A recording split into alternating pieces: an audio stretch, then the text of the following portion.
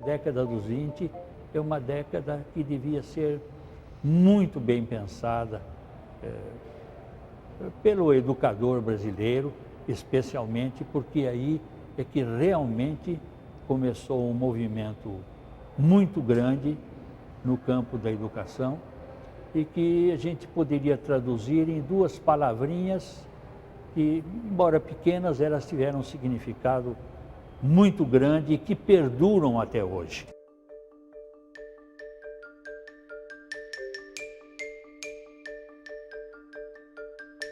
Eu disse que há duas palavrinhas que foram importantes para o desenvolvimento da educação neste país e que são da década de 20. Pode ser chamado de entusiasmo da educação, de um lado, e de otimismo pedagógico, de outro lado.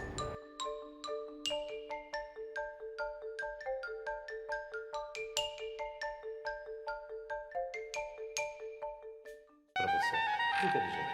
Mas não te conhecia. Não tem nada para você.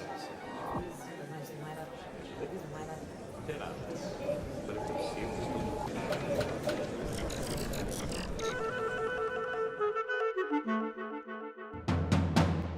Antes das reformas educacionais promovidas pela Proclamação da República, a educação no Brasil era rígida e elitista.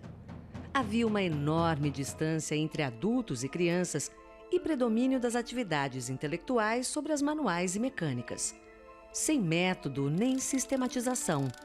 Muitas escolas tinham um só professor.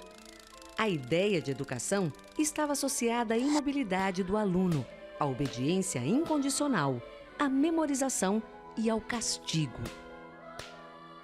Como relata Olavo Bilac em uma crônica de 1908, as crianças eram educadas para a melancolia. Nunca fui verdadeiramente menino e nunca fui verdadeiramente moço. Fomos todos criados para a gente macambúzia e não para a gente alegre. Nunca nos deixaram gozar essas duas quadras deliciosas da vida, em que o existir é um favor divino. Os nossos avós e os nossos pais davam-nos a mesma educação que haviam recebido. Cara amarrada, palmatória dura, estudo forçado e escravização prematura à estupidez das fórmulas, das regras e das hipocrisias. É preciso estar quieto, é preciso ser sério, é preciso ser homem. Tanto nos recomendaram isso que ficamos homens. E que homens! Céticos, tristes, de um romantismo doentio. Após a República, no entanto, os ventos frescos da liberalidade, do cientificismo e do método educacional chamado intuitivo vieram libertar os estudantes do jogo da apatia, da decoreba e da punição, baseados nos princípios do educador suíço Johann Pestalozzi, que, por sua vez, inspirou-se na filosofia de outro revolucionário suíço, Jean-Jacques Rousseau, um dos maiores pensadores da Revolução Francesa e autor de Emílio, tratado pedagógico em forma de romance. Rousseau defendia no livro que se devia educar uma criança respeitando a sua natureza interior naturalmente boa, com ensino progressivo que acompanhasse cada estágio infantil. É aí que entra Pestalozzi, concretizando a ideia russoniana pelo método intuitivo.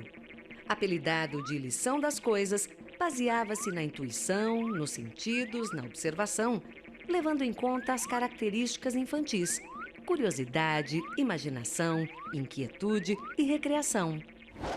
Essas coisas das lições consistiam em novos materiais didáticos como estes, que davam ao aluno chance de experienciar o conhecimento antes de conceituá-lo.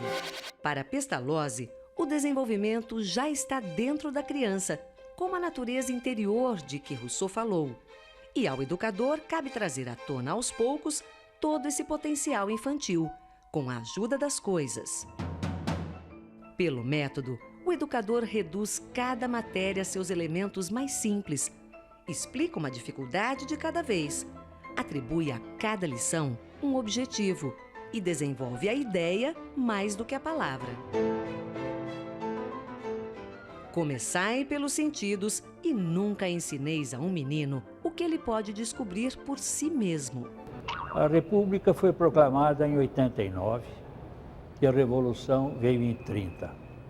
E foi a grande mudança que, creio eu, perdura até hoje com os desdobramentos mais variados.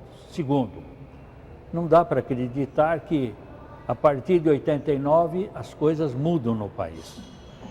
Basicamente, os padrões que eram vigentes no Império, eles continuam na República, incluindo aí o caso da educação. E, especialmente a questão das oligarquias, do predomínio da agricultura, do Brasil, essa ideologia do Brasil, país essencialmente agrícola. É claro que na década dos 10 começa uma certa desilusão com aquilo que a República deveria transformar o país, mas não se transformou. É bom lembrar também que a década de 10 é a década da Primeira Grande Guerra, é a guerra da Revolução Russa, é a guerra em que os imigrantes, especialmente aqui em São Paulo, começam a tomar uma posição mais definida, não é? Eles que vieram especialmente com ideias de natureza socialista, anarquista, e acabam mudando um pouco o ambiente, assim, um pouco parado que existia, quer na sociedade brasileira em geral, quer na sociedade paulista em particular. De qualquer forma, começa também um movimento no sentido de apressar um pouquinho aqueles primórdios da industrialização que já vinham do Império. Isto vai se acentuando, então a imagem que a gente tem é que o Brasil vai se transformando levemente de uma sociedade agrícola numa sociedade agroindustrial. Isto foi um dado extremamente importante para explicar pelo menos muita coisa que aconteceu durante a Primeira República e que desemboca de uma forma vertiginosa na década dos 20. O mundo já se movia a vapor, a trem e a telégrafo, e vivia um tempo de renovação e liberalismo. Floresciam as ideias positivistas do filósofo francês Auguste Comte, essencialmente anti-escravagistas e republicanas, adotadas por Benjamin e por muitos outros, entre eles Júlio de Castilhos e Quintino Bocaiúva. Comte apregoava o fim da era da teologia fictícia e da metafísica abstrata, e o começo da era da humanidade concreta, científica, positiva. A proposta era passar do tempo do porquê ao tempo do como, sem esquecer, no entanto, do valor do altruísmo. Viver às claras, viver para outrem eram seus princípios. O amor por princípio, a ordem por base e o progresso por fim. Benjamin participou da Guerra do Paraguai com o Duque de Caxias. Porém, na maior parte de sua vida foi proeminente professor de ciências matemáticas. Lecionou em muitas instituições e estimulou com pioneirismo a educação especial para deficientes visuais nos 20 anos em que dirigiu o antigo Imperial Instituto dos Meninos Cegos. Embora se ressentisse de nunca haver passado em concursos públicos de docência, mesmo tirando o primeiro lugar, vetado pelo Império por suas ideias. A escola militar havia se tornado um centro de estudos de matemáticas, filosofia e letras, em detrimento do seu caráter militar. O exército, fortalecido pela vitória na Guerra do Paraguai, não se sentia valorizado pelo Império e reivindicava mais espaço. E Benjamin alimentava o imaginário dos seus alunos com as ideias abolicionistas, republicanas e pacifistas do positivismo. Queria que eles participassem da política, que fossem soldados cidadãos, em vez de meros fazedores de guerra. Aqueles oficiais alunos do Dr. Benjamin, entre eles Euclides da Cunha e Cândido Rondon, ficaram conhecidos como os bacharéis fardados. Aliás, juntamente com seus ex-alunos Miguel Lemos e Teixeira Mendes, Benjamin fundou a Sociedade Positivista do Rio de Janeiro, importante divulgadora das ideias de Comte. A nova elite rural dos barões do café, empregadora de mão de obra imigrante, era abolicionista e preferia o poder descentralizado. A velha elite rural escravagista, descontente por não ter sido indenizada pela Lei Áurea, aderia ao republicanismo. O império perdia seus apoios. Nos quartéis cariocas, tanto se debateram as ideias antimonarquistas entre os oficiais que os bacharéis fardados acabaram forçando um golpe militar. Intimaram Benjamin, que por sua vez buscou suporte no marechal alagoano Deodoro da Fonseca, seu companheiro no clube militar de grande prestígio entre as tropas. Deodoro era monarquista, fiel ao imperador, mas mudou de lado um dia antes de 15 de novembro de 1889, depois de notícias, dizem que falsas, de traições do império. Pressionado de todos os lados, Deodoro proclamou então a nova República Federativa do Brasil, instalando um governo provisório republicano, do qual Benjamin fazia parte. Os positivistas haviam conseguido. Até a nova bandeira ostentava o seu lema, abreviado agora para Ordem e Progresso.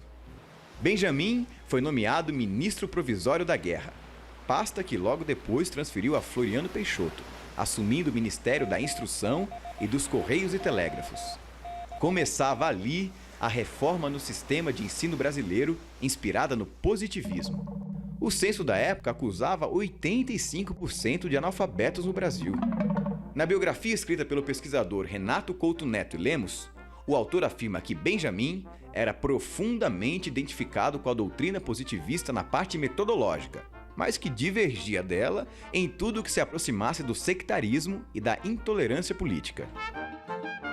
Benjamin foi um democrata, a favor da Assembleia Constituinte e da promulgação da nova Constituição Republicana.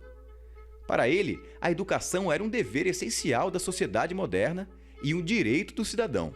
E foi assim que ele elaborou as suas reformas, baseadas no princípio positivista de que a educação é política, social, transformadora e que conduz ao progresso. Ao contrário dos bacharéis do Império, criticados pelo seu saber supérfluo, a ciência positivista buscava uma nova elite de profissionais, capaz de projetos práticos.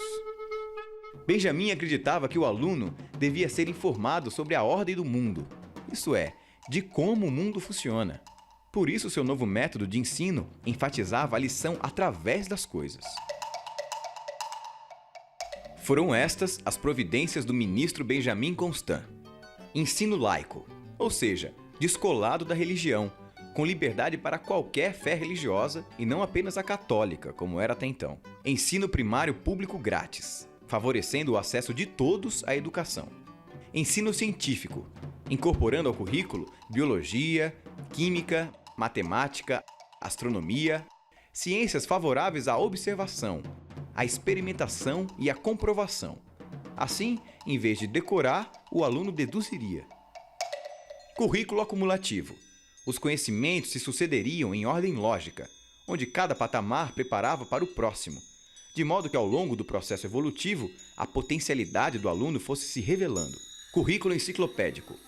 Multidisciplinar, fragmentado. Preocupado com as ciências e com as línguas, que preparasse o cidadão para as funções no Estado.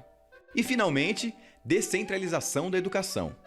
A União cuidaria da escola secundária e superior e também de todos os graus do ensino no Distrito Federal, enquanto os estados zelariam pelo ensino primário e técnico profissional.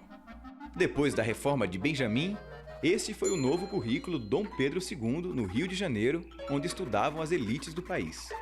Como se pode ver, a cada patamar, o aluno evoluía seu conhecimento enciclopédico. A presença de Benjamin no poder durou tanto quanto a conturbada primeira fase da nova república, palco de intrigas e de novos golpes que acabaram levando Floriano Peixoto à presidência. Em 22 de janeiro de 1891, 2 dias depois da renúncia coletiva do primeiro Ministério Republicano e um mês antes da promulgação da primeira Constituição Republicana, Benjamin não resistiu. A malária que vinha debilitando sua saúde desde a Guerra do Paraguai acabou determinando a sua morte aos 54 anos em Jurujuba, Niterói. Encerrava-se ali importante capítulo da história da educação no Brasil. Logo após a proclamação da República, imbuídos da crença positivista na educação científica como agente do progresso e autonomia, 4 personagens fazem uma revolução tão grande no ensino normal paulista que acaba virando o paradigma de todos os outros estados brasileiros. O jornalista e político Francisco Rangel Pestana, o médico e professor Antônio Caetano de Campos, o professor e político Gabriel Prestes e o primeiro governador republicano do estado de São Paulo, Prudente de Moraes. Pestana como redator da legislação sobre instrução pública na nova Constituição e mentor pestalozziano do novo ensino normal paulista. Caetano como primeiro diretor da Escola Normal e concretizador pestalozziano das ideias de Pestana. Prestes como deputado defensor do professorado e futuro diretor da Escola Normal. Todos com o aval de Prudente de Moraes. Caetano, além de médico da Santa Casa de São Paulo e diretor do Beneficência Portuguesa, era um apaixonado docente de biologia em várias escolas paulistanas. Entre elas, no Colégio Pestana, da senhora Rangel Pestana, onde, aliás, aplicava-se o método Pestalozzi. Rangel Pestana indicou Caetano a Moraes para que assumisse a reforma educacional paulista em seu lugar, pois ele integrava, naquele momento, a Assembleia Constituinte da nova legislação republicana. Caetano planificou as ideias de Pestana em 2 meses e, em 12 de março de 1890, como novo diretor da Escola Normal, deu início às reformas educacionais em São Paulo, com basicamente 7 grandes inovações, dentro de uma nova concepção de infância. A nova Escola Normal da República vinha com mudanças no currículo, englobando 10 disciplinas, além de ser gratuita, aberta a ambos os sexos e ofertar 2 níveis de especialização, primário e secundário. Filho da professora norte-americana Miss Marsha Brown e da brasileira treinada nos Estados Unidos, Maria Guilhermina de Andrade, ambas especialistas no método Pestalozzi, foi criada a Escola Modelo do Ensino Primário, anexa à Escola Normal. Lá, ao mesmo tempo em que as crianças seriam educadas pela reforma, os novos professorandos poderiam praticar o novo ensino sob padrões específicos e supervisão experiente. O método a ser ensinado na Escola Normal e praticado na Escola Modelo e em todas as outras escolas deveria ser o intuitivo de Pestalozzi, praticado de preferência em edificações que despertassem no aluno autoestima e orgulho da sua nova condição de cidadão republicano. Um exemplo? O prédio da nova Escola Normal da Praça da República, construção monumental. Foi criado também o novo ensino primário com duração de 8 anos, dividido em 2 patamares, elementar e complementar, cada um com 4 anos. As escolas públicas isoladas foram reunidas em grupos escolares de graduação primária, regidos pelas mesmas regras de ensino e com classes organizadas segundo o nível de adiantamento dos alunos. Havia ali a busca da deselitização e democratização do ensino primário. A nova escola fundamental tinha 5 características bem republicanas. Era pública, universal, gratuita, obrigatória e leiga. E, finalmente, verticalização do sistema de ensino em 3 níveis: primário, secundário e superior. Incluía-se o jardim e pré-primário, ginásio, as escolas profissionalizantes e ainda as escolas noturnas de alfabetização de adultos. O pesquisador Casemiro dos Reis Filho, em seu livro A Educação e a Ilusão Liberal, que relata as origens da escola pública paulista, reafirma o caráter libertário de Caetano e seus pares. Para eles, a razão de educar o povo era garantir-lhe autogoverno e autonomia. Na página 61, Reis Filho reproduz uma carta assinada por Caetano. Sem o preparo intelectual, nenhum povo está apto para as conquistas do progresso, como nenhum homem está armado para as lutas do trabalho. Eu acredito que a década dos 20 é uma década que devia ser muito bem pensada pelo educador brasileiro, especialmente porque aí é que realmente começou um movimento muito grande no campo da educação e que a gente poderia traduzir em 2 palavrinhas que, embora pequenas, elas tiveram um significado muito grande e que perduram até hoje, de formas diferentes, mas perduram. Aliás, quando eu digo perdura, é bom também chamar a atenção para um dado da história brasileira, que é a seguinte. A gente julga que na passagem da colônia para o império houve grandes mudanças, do império para a república houve grandes mudanças, da primeira para a segunda república houve também grandes mudanças. A verdade é que persiste muita coisa ainda desde o império, aliás, desde a colônia, só que com outra vestimenta.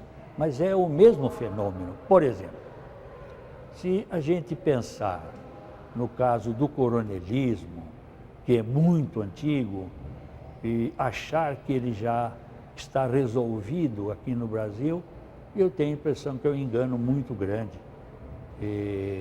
Até porque ele tem roupas muito diferentes, né? Eu costumo até dizer que ele está vigente até hoje e continua como uma ressonância histórica dos tempos passados. Bom, isso acontece também na educação, o grande coronel da educação, é só prestar um pouquinho de atenção, a gente vai acabar percebendo. Bom, eu disse que há duas palavrinhas que foram importantes para o desenvolvimento da educação neste país e que são da década de 20. Pode ser chamado de entusiasmo da educação, de um lado, e de otimismo pedagógico, de outro lado. O que era o entusiasmo? Não esqueçam do seguinte. Primeiro, Primeira Guerra, o início de nacionalismo, imigração forte, trazendo novos valores, novos padrões de pensamento, e o voto proibido ao analfabeto. Então, como é que se pode mudar a situação brasileira sem que haja analfabeto e, portanto, ele fique proibido de votar? Como é que fica a representação brasileira? Controlada pelas chamadas mesas eleitorais, que gente morta votava, se assinava de quem não estava presente, é o chamado bico de pena e assim por diante. Bom, então começou uma luta de natureza política que teve uma repercussão muito grande na educação. Quer dizer, temos que disseminar o ensino primário no Brasil todo, para que com essa disseminação as pessoas deixem de ser analfabetas e, deixando de ser analfabetas, eles possam votar. É pelo voto que nós podemos transformar a educação. E o voto só pode ser transformado se as pessoas se alfabetizarem. Então, um movimento muito grande para a difusão da escola primária foi a nota que começou um pouco na década de 1910, 1920, e que se intensificou muito na década de 20, que foi a decisiva. Bem, eu queria dar um exemplo assim muito simples dessa relação política com a educação, que foi a reforma do Sampaio Dória em São Paulo.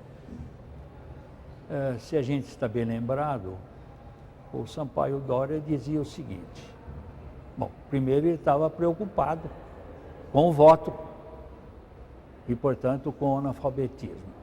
Segundo, ele foi um dos fundadores do Partido Democrático, que veio um pouquinho mais tarde, e que foi o contraponto dos PR, dos partidos republicanos. Então, ele estava preocupado com o quê? Com o voto. Para o voto, alfabetização. E ele fez uma reforma aqui em São Paulo que consistiu mais ou menos no seguinte: escola primária de 4 anos, ele transformou em 2 para apressar a alfabetização e condensou os programas de 4 em 2 anos. E essa foi uma reforma muito criticada na época e mesmo depois, porque se julgou a reforma do ponto de vista pedagógico, quando ela devia ser julgado, porque esse era o objetivo dela, do ponto de vista político. Quer dizer, é curioso como o pedagogo não aceita que certas reformas sejam feitas por força de outras circunstâncias, que no caso era a política, que era muito mais importante do que a eventual reforma apenas escolar, porque é ela que permitia uma grande camada da população de participar do voto, de ter representação e, portanto, mudar a ordem social vigente com combate às oligarquias, etc. Bom, ele foi criticado até por educador importante tipo Anísio Teixeira, já na década dos 20. Então, o que eu estou tentando mostrar? É que o educador precisa perceber que uma coisa é você lutar pela educação. A outra coisa é lutar por outras áreas da vida social, cuja luta repercutem muito mais na educação do que se nós ficarmos até na educação. Aliás, aqui eu acho que há um princípio que a gente tem que pensar sempre no caso da educação, que ela não é um processo incondicionado, não é uma área autônoma dentro da sociedade, ela está integrada à sociedade e, portanto, ela depende de muitas características dessa mesma sociedade. Este eu acho que é outra lição que a gente tem lá na década dos 20 e que pode ser perfeitamente pensada até hoje, depois da década dos 20 até hoje, no caso brasileiro.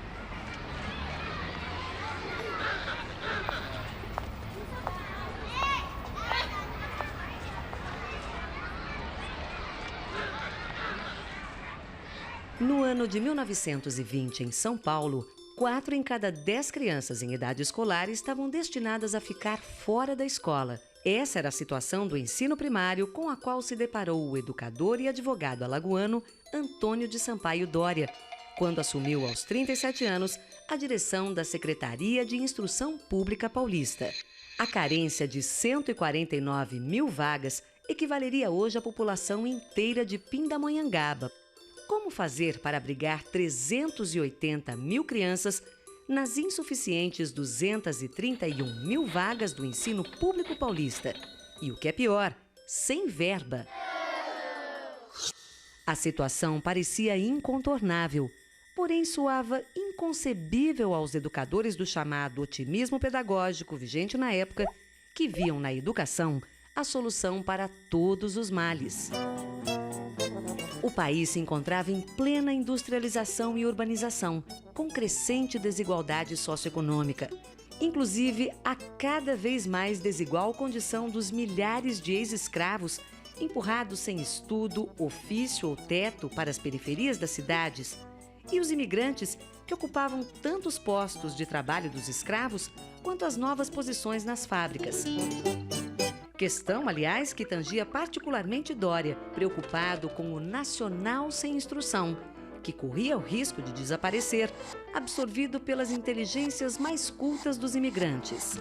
O presidente Washington Luiz, do estado de São Paulo, fizera da alfabetização universal a sua bandeira, mas não autorizava aumentar de 17% para 40% os recursos necessários ao projeto. E Dória se debatia com o dilema: expansão ou qualidade da instrução pública? Prevaleceria a primeira hipótese. O experiente educador Dória, professor de psicologia e pedagogia na famosa Escola Normal da Praça, optou pela expansão, mesmo que em detrimento da qualidade, para combater o que ele entendia como o maior inimigo da pátria, o analfabetismo.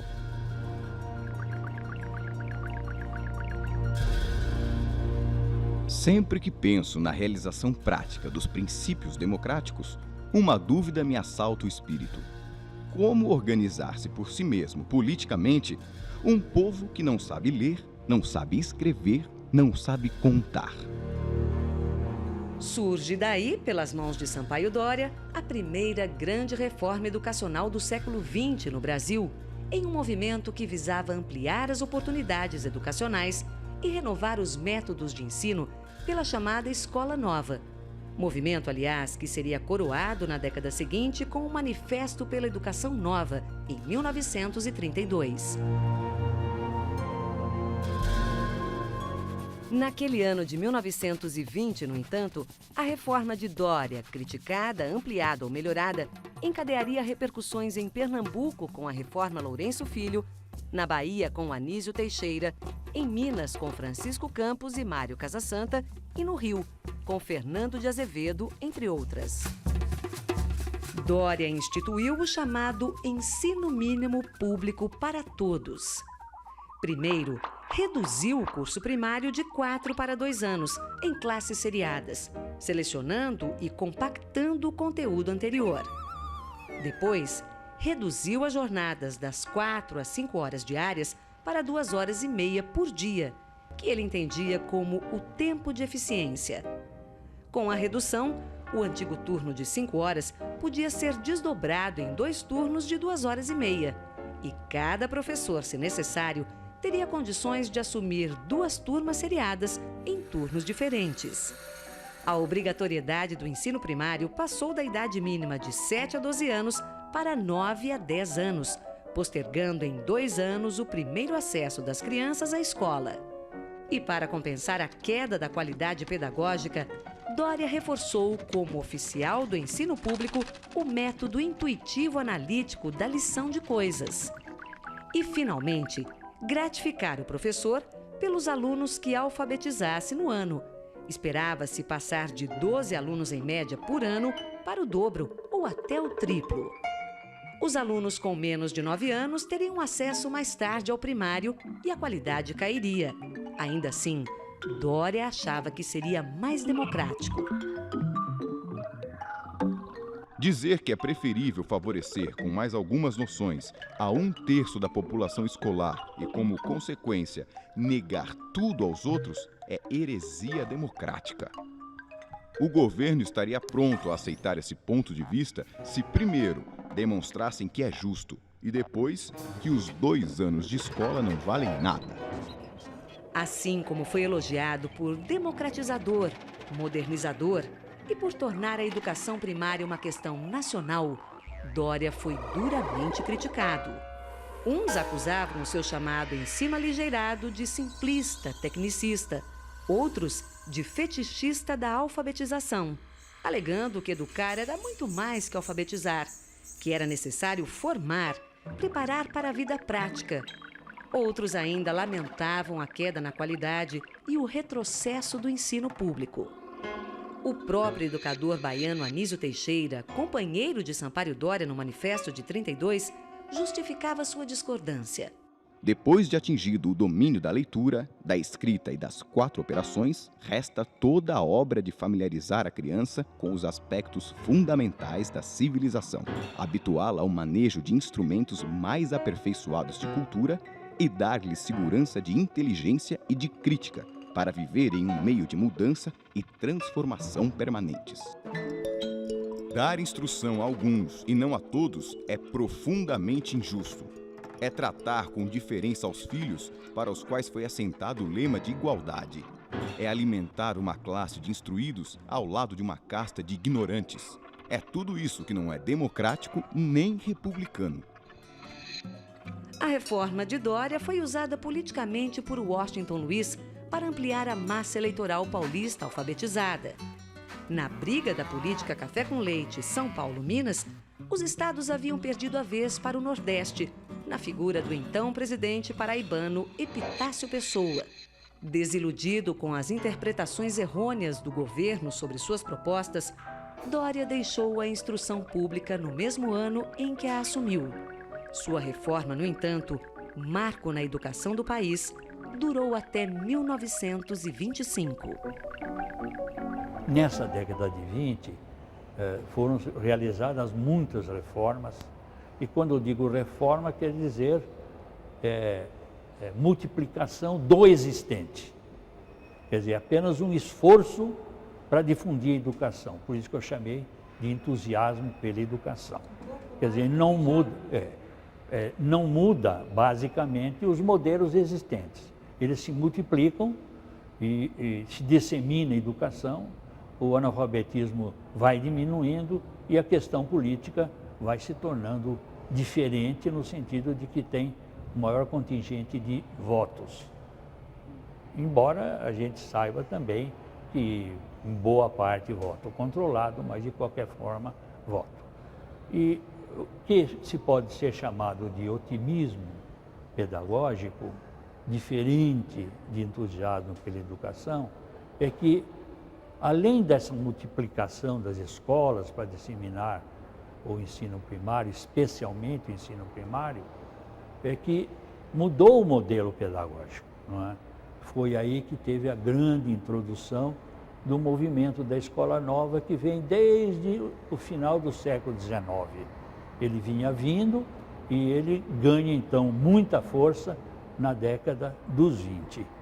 E são princípios da Escola Nova, como o respeito à infância, como o respeito aos interesses e necessidades da criança, como a mudança de metodologia e das técnicas de ensino, como a mudança das próprias funções do professor, são essas mudanças que ainda perduram até hoje, não é?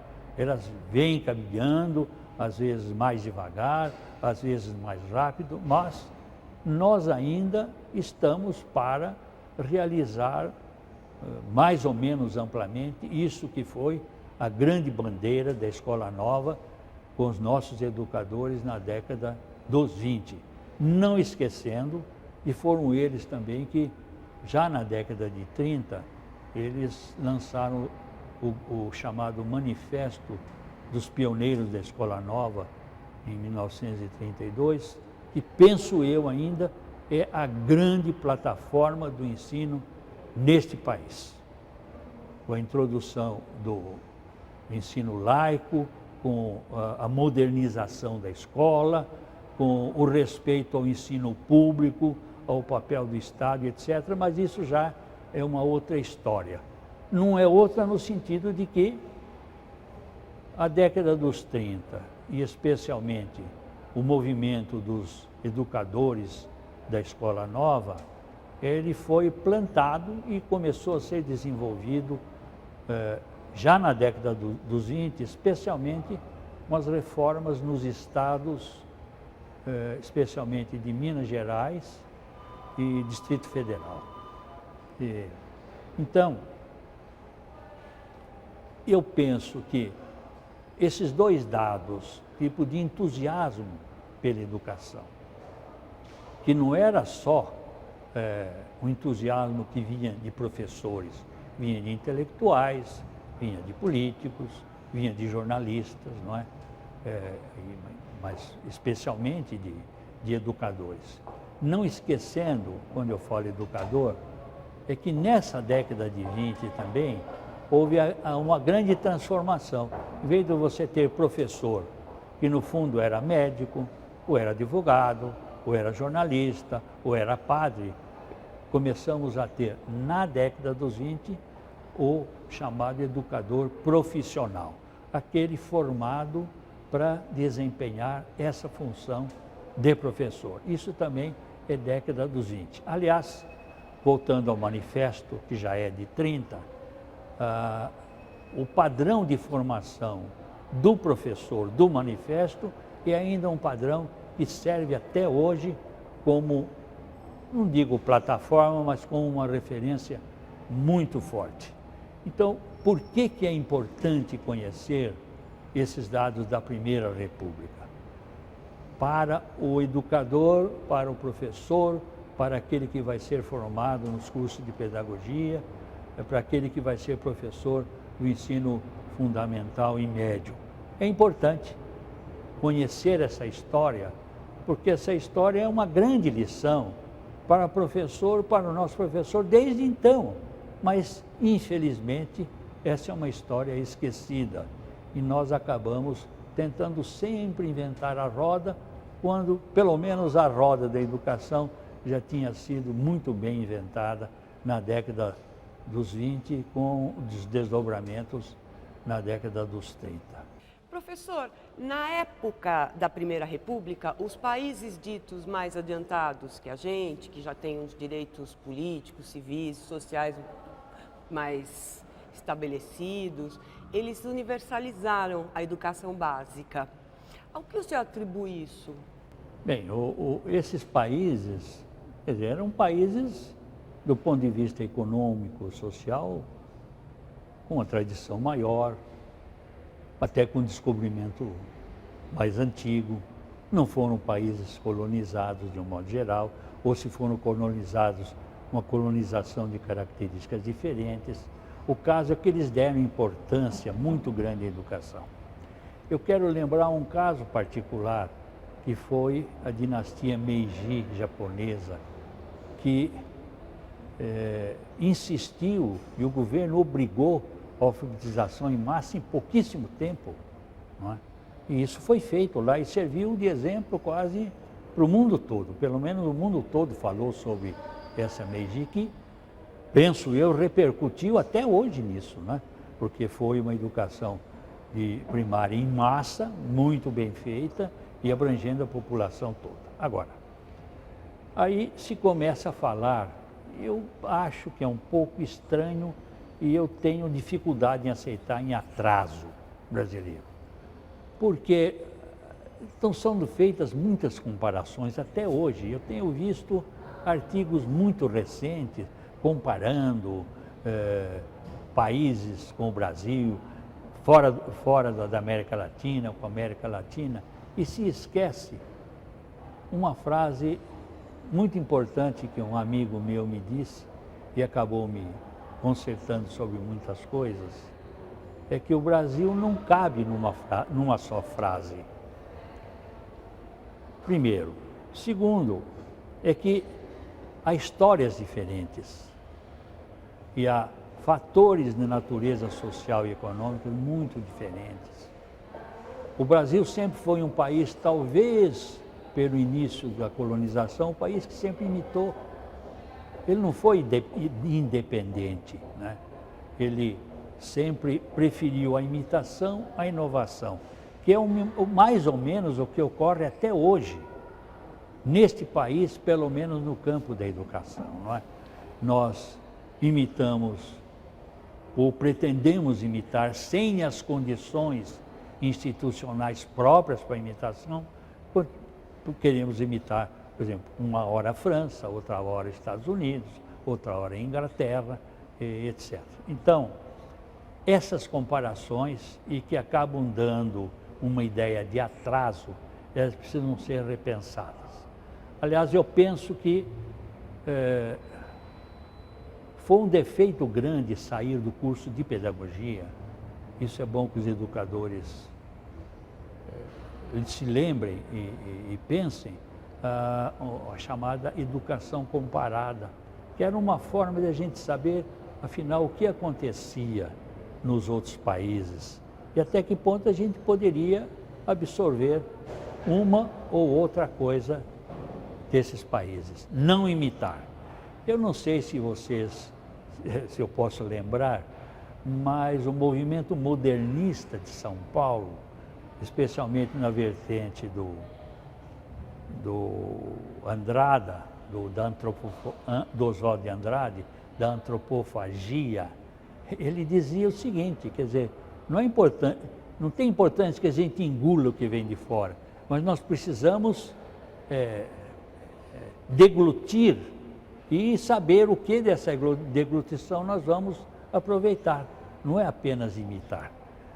Também o modernismo, é bom sempre lembrar que tem a vertente nacionalista, né, que foi muito importante, até com uma história de língua brasileira em oposição à nossa imitação da língua portuguesa. Não era uma imitação, era quase uma servidão. Bom, então é o seguinte, atraso, nós temos as nossas condições e os outros países tiveram as suas condições. Então tomem cuidado para comparar, porque quando você compara dessa forma automática que está sendo feita, era bom pensar se nós não estamos sendo ainda, tendo essa ideia de país colonizado, se não é ainda uma ideologia da colonização. E se, através dessa comparação, que sempre degrine a posição brasileira, se é uma forma desesperançada de ver a situação. Como se dissesse, bom, nós nunca vamos ser como os países adiantados. E por que nós precisamos ser com os países adiantados, com as mazelas que eles têm também? Haja vista o que está acontecendo hoje no mundo todo, à custa de um desenvolvimento desbragado e sem controle nenhum, e que está aparecendo novamente, e felizmente, um certo poder do Estado para pelo menos regular as coisas, né? Bem, falar em Estado, voltemos à educação, República e década dos 20. Foi nesse período também que o Estado tomou um pouco mais de força para cuidar dos problemas de educação. Isso foi importante. Começou alguma coisa que a gente poderia chamar de Estado intervencionista na educação. Não esqueça que existia essa tendência nacionalista, não esqueça da guerra de 14 novamente, das escolas estrangeiras, da língua estrangeira no país. Então, a corrente nacionalista também em modernismo, reforçando a necessidade de geografia e história do Brasil, da língua pátria ser predominante na escola primária, de professores serem professores natos ou professores portugueses, não é? Tudo isso está mostrando que está havendo alterações importantes, quer dizer, quer no panorama brasileiro em geral, quer no panorama da educação em particular. E eu penso que são essas informações históricas que são importantes para o educador de qualquer época. Por isso que a história, ela tem que estar presente com muita força, a história em geral, e a história brasileira em particular, e a história da educação como história do Brasil, não separada da história do Brasil, como se costuma fazer. Então, curiosamente, por exemplo, você tem um belo livro, um grande livro, que até hoje não foi substituído, que é o livro do Fernando Azevedo, escrito na década de 40, sobre a cultura brasileira. Mas você sabe que há 3 volumes, foi publicado ou em um volume ou em 3 volumes. E o último era a transmissão da cultura, que é o caso da educação. Os educadores estudam o 3º volume, que é só sobre educação, isolam dos outros 2 que tratam dos fundamentos que tornaram possível essa educação. Atenção, senhores ouvintes, atenção. Agora uma notícia que interessa a todo o povo brasileiro. Manifesto dos Pioneiros da Educação Nova exige renovação já, em todas as escolas do Brasil. O próprio manifesto se auto-intitula um documento um projeto de reconstrução educacional do Brasil.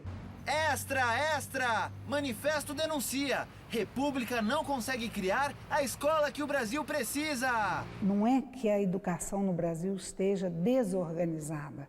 Eles usam esse termo no manifesto. Ela está inorganizada, quer dizer, ela ainda não se organizou.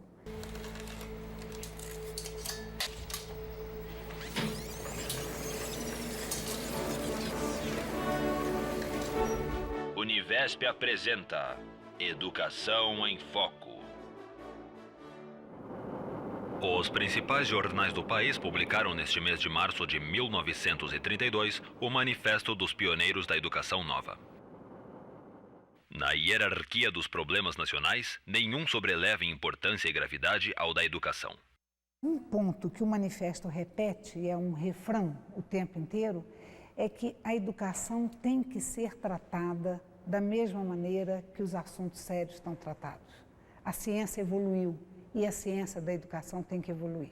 A chave para o progresso da sociedade seria, então, o pensamento racional iluminado pela ciência, que permitiria à população mesmo sair do estágio, como eles falavam, pré-lógico, irracional, e alcançar um nível de maturidade, de uma capacidade de planejar a própria vida, de interferir nos rumos da vida social de forma positiva, Dirigido ao povo e ao governo, o manifesto é assinado por 23 homens e 3 mulheres, educadores e intelectuais de renome, liderados por Fernando de Azevedo, Lourenço Filho e Anísio Teixeira, conhecidos como os 3 cardeais da educação nova. É impossível desenvolver as forças econômicas ou de produção sem o preparo intensivo das forças culturais e o desenvolvimento das aptidões à invenção e à iniciativa, que são os fatores fundamentais do acréscimo de riqueza de uma sociedade. Repetindo. É impossível desenvolver as forças econômicas ou de produção sem o preparo intensivo das forças culturais e o desenvolvimento das aptidões à invenção e à iniciativa, que são os fatores fundamentais do acréscimo de riqueza de uma sociedade. O primeiro parágrafo é muito interessante, porque eles dizem a economia encontra o seu movimento, ela define o seu espaço, ela briga pelo seu lugar.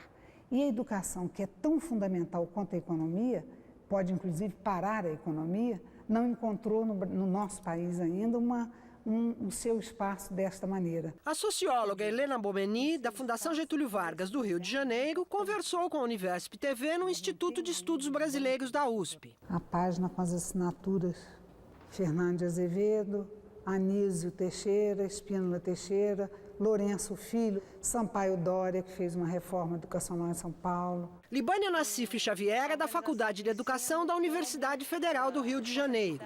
Ela estudou o manifesto em seu livro, Para Além do Campo Educacional, lançado em 2002. Então, se você pega o documento, você vê que em termos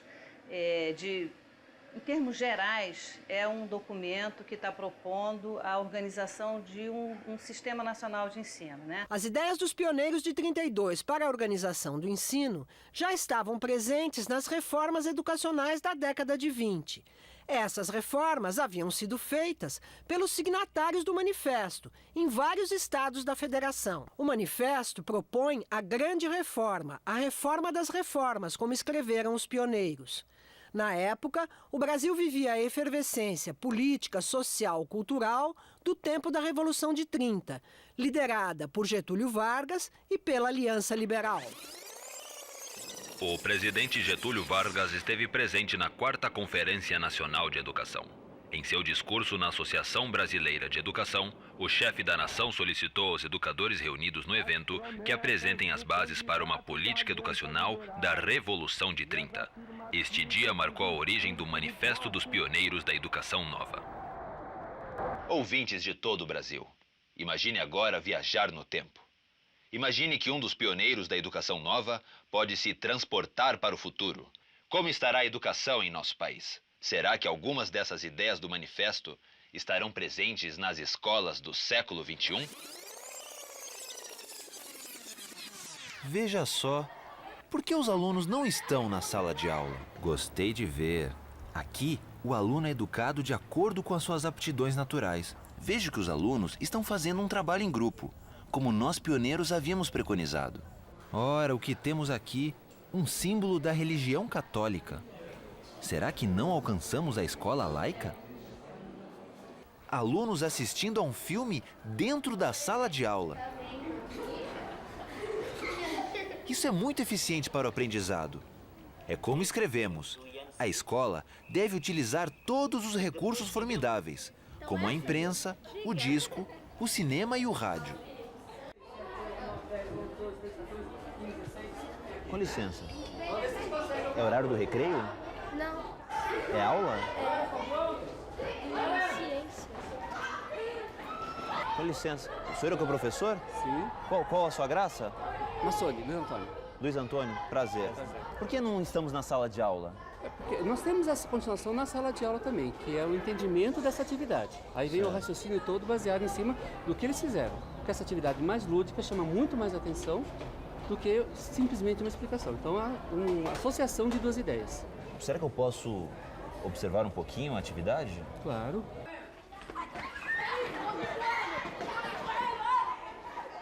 Ele traz princípios, valores, propostas, né, político-administrativas, concepções que rompiam com a estrutura que o ensino vinha tendo até então, né? Um ensino voltado, um ensino elitista, um ensino descolado do meio social, né? Um ensino, como eles chamavam, uma escola tradicional. Para-raio do prédio, uma altura alta, e nós tivemos próximos... Professor, com licença, desculpa interromper. Qual a sua graça? Ricardo. Ricardo. Professor, isso aqui é uma aula? É uma aula. É uma aula de geografia. Deu o céu preto, né? Quanto que deu? 30 graus. 30, marca aí. Eu vou ler um trecho, professor, rapidamente, depois continuamos a atividade. É um trecho do manifesto que eu escrevi nos anos 30, que fala justamente sobre isso.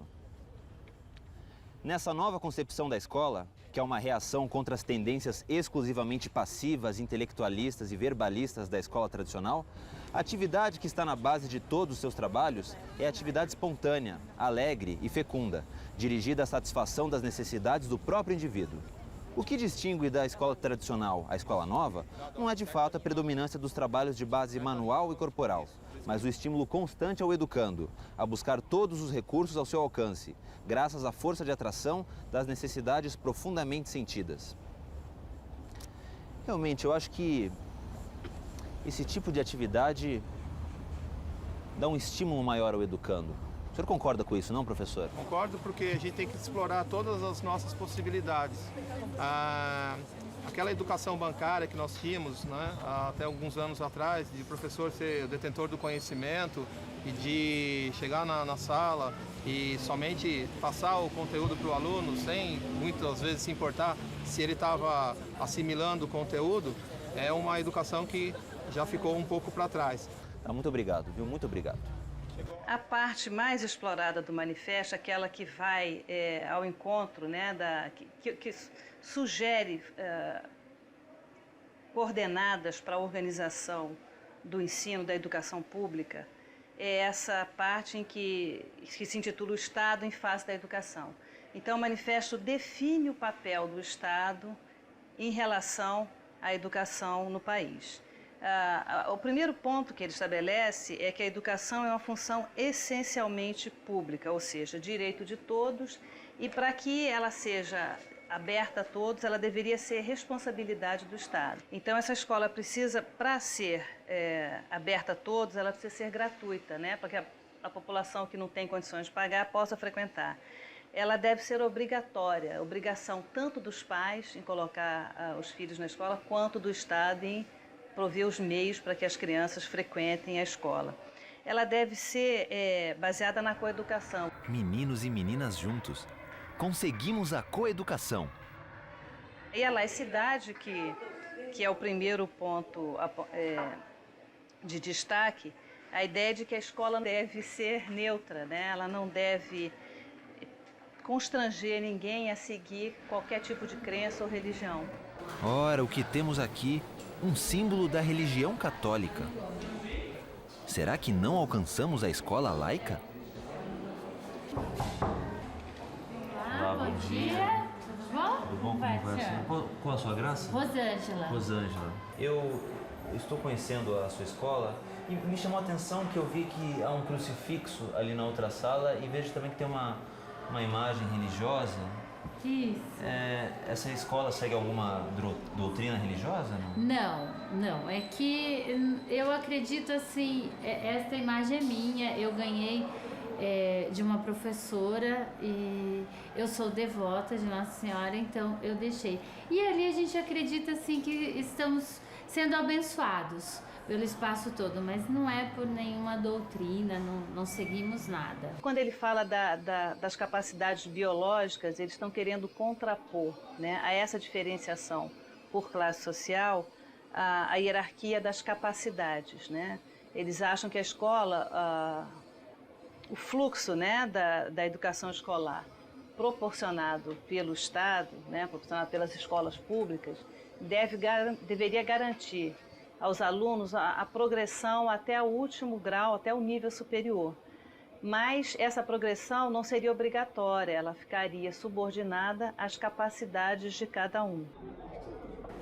A educação deixa de constituir um privilégio determinado pela condição econômica e social do indivíduo para assumir um caráter biológico, com que ela se organiza para a coletividade em geral, reconhecendo a todo indivíduo o direito a ser educado até onde o permitam as suas aptidões naturais, independente de razões de ordem econômica e social. Isso acontece aqui, professora? Sim. De que forma? Na medida em que nós temos alunos de todos os segmentos da sociedade. Nós não privilegiamos ninguém. Um aspecto importante do manifesto que vai ser uma bandeira de luta desses educadores pioneiros quando eles participam das reformas de ensino, atuam, né, na organização do ensino em vários estados, é a profissionalização do professor, né, a perspectiva de que a formação em nível superior garantiria aos professores um maior preparo para lidar com a complexidade que a educação escolar requeria e uma certa unidade do próprio corpo profissional no sentido, desde o sentido salarial até a questão da própria formação, né, do status social do trabalho. Eu gostaria de interrompê-los brevemente no seu intervalo para levantar uma questão do manifesto que eu escrevi nos anos 30. Vou citar uma pequena frase. Ora, dessa elite deve fazer parte, evidentemente, o professorado de todos os graus. Tereza, a senhora faz parte da elite? Sobre um determinado ponto de vista, sim. Sobre qual determinado ponto de vista seria esse? Se nós pensarmos que eu tive a oportunidade de estudar e hoje eu tenho a oportunidade de ensinar, sob esse ponto de vista, eu faço parte de uma elite, sim. O senhor faz parte da elite? Eu tenho a mesma opinião que a professora Tereza, né? E desse ponto de vista, que a minha família não tinha condições de dar estudo, e eu consegui fazer o curso superior e depois com a pós e tudo, acho que é um privilégio estar podendo passar, né, o conhecimento para os nossos alunos, que eu acho que a gente tem aqui na escola uma clientela muito receptiva para isso. Agora, se for olhar outros aspectos, a gente está bem abaixo da elite que hoje tem aqui, né? O lançamento do manifesto vai gerar uma repercussão muito forte, tanto na imprensa, né, quanto nos círculos intelectuais, né? A gente tem a publicação de vários artigos, causa uma polêmica muito grande, principalmente com os católicos. É verdade que a igreja, de certa forma, monopolizava o ensino desde a época da colonização, né? A igreja católica tinha os principais colégios, né? O assunto igreja e Estado já apareceu no começo deste modo. Um dos argumentos que a igreja usava era que a escola ia desagregar a sociedade, se ela não tivesse no seu bojo uma orientação mais gregária, mais tradicional. Então havia essa ameaça, digamos, de que um projeto liberal seria um projeto de desagregação e não um projeto de agregação da sociedade brasileira. Os pioneiros da educação nova proclamam: o erro capital do atual sistema de educação pública do Brasil é a falta de continuidade e a falta de articulação no ensino, dos jardins de infância à universidade. O plano dos pioneiros é dividir a instrução em 4 grandes períodos: escola infantil, escola primária, escola secundária e educação superior. Na escola secundária, alunos de todos os grupos sociais vão ter o direito a uma sólida base de cultura geral em 3 anos. Só depois de adquirida essa base de cultura geral, os alunos então se dirigirão, conforme suas aptidões naturais, ao estudo com preponderância intelectual ou preponderância manual. Senhoras e senhores ouvintes, está escrito no manifesto que a escola secundária é o ponto nevrálgico da questão. A escola secundária ou do 3º grau não forma apenas o reduto dos interesses de classe, que criaram e mantém o dualismo dos sistemas escolares. É ainda nesse campo educativo que se levanta a controvérsia sobre o sentido de cultura geral e se põe o problema relativo à escolha do momento em que a matéria do ensino deve diversificar-se em ramos iniciais de especialização. Não admira, por isto, que a escola secundária seja, nas reformas escolares, o ponto nevrálgico da questão. A escola secundária é o ponto em que o caráter da sociedade de classes, da sociedade discriminatória, né, que o Brasil sempre teve, aparece de forma mais contundente, né? A população pobre vai terminar ali o seu processo de escolarização, vai trabalhar, vai seguir um ramo, né? Vai ter atividades profissionais, né? do curso, no sentido vai entrar para o mercado de trabalho e vai ser mão de obra. E as elites teriam, então, a partir da educação secundária, uma formação geral, humanística, que permitiria que elas continuassem os estudos em nível superior.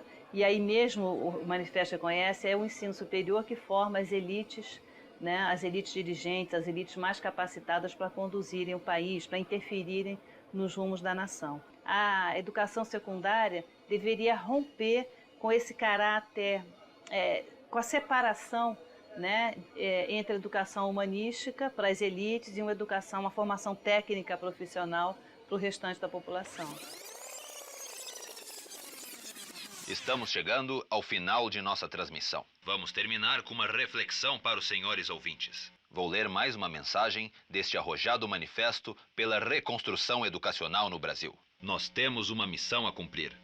Insensíveis à indiferença e à hostilidade, em luta aberta contra preconceitos e prevenções enraizadas, caminharemos progressivamente para o termo de nossa tarefa, sem abandonarmos o terreno das realidades, mas sem perdermos de vista os nossos ideais de reconstrução do Brasil na base de uma educação inteiramente nova. Esse valor que eu costumo dar para o manifesto, ele não foi superado até hoje. É claro que o mesmo Fernando se incumbiu de um outro manifesto mais tarde, se não me engano, década de 50, chamado Mais Uma Vez Convocados, mas não teve a mesma qualidade do primeiro. É claro que no tempo da discussão da Lei de Diretrizes e Bases, quer dizer, muitos manifestos apareceram, muito importantes, mas ainda eu acho que a grande matriz de manifestos sobre educação brasileira está ainda no manifesto de 32, que não perdeu ainda a sua atualidade. Por várias razões, eu gostaria que os educadores pensassem na formação que ali o manifesto apresenta sobre a formação do professor. Leitura obrigatória ao manifesto. Eu penso que até hoje esse manifesto deve ser leitura obrigatória, bem consciente, sem se importar com um costume muito brasileiro, que o gosto é você criticar, às vezes antes de conhecer, não ler com cuidado, não ter informação suficiente para julgar. Esse manifesto ainda, digo eu, perdura nas suas linhas gerais e particulares até hoje. E sabe por que perdura? Porque é essa que eu acho ainda uma falha da formação dos professores atualmente. É que o manifesto, ele faz um percurso que vai desde o mais amplo, que seria uma filosofia da educação, e percorre pela administração, pela psicologia, e chega até as questões de natureza didática. Então, ele percorre esse percurso total da educação, e não é apenas de filosofia da educação ou de administração escolar. É essa lição que ele nos dá, e é essa lição que nos falta hoje. E é essa lição que nos falta nos cursos de pedagogia, que são cursos fragmentados, separados, cada disciplina com a sua unidade que não tem nada a ver com o outro. E o mais grave ainda, que é o que não acontecia na década dos 20 e na década dos 30 também, é que os educadores que falavam sobre educação, eles conheciam as escolas.